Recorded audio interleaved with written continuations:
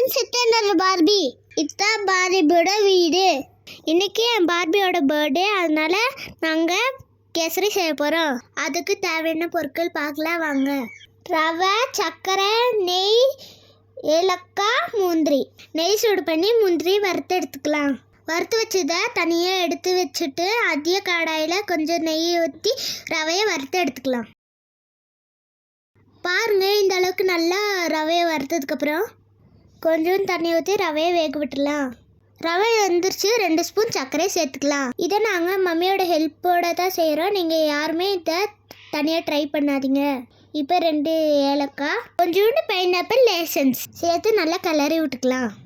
இன்னும் 1 ஸ்பூன் நெய் இது கூட ஆட் பண்ணிக்கலாம். ஃபைனலாக நம்ம வறுத்து வச்சிருந்த முந்திரியை சேர்த்துக்கலாம். ஃபைனலாக கேசரி ரெடி ஆயிடுச்சு. என் பார்பியோட பர்த்டேக்கு அக்காங்கெல்லாம் வந்திருந்தாங்க. இந்த கேசரியவே நாங்கள் கேக்காக செஞ்சு பார்பி கொடுத்துட்டோம். என்னோட பார்பியோட பர்த்டேக்கு நீங்களாம் விஷ் பண்ணுங்கள். இந்த வீடியோ பிடிச்சிருந்தா லைக் பண்ணுங்கள், கமெண்ட் பண்ணுங்கள், ஷேர் பண்ணுங்கள், மறக்காமல் சப்ஸ்கிரைப் பண்ணுங்கள்.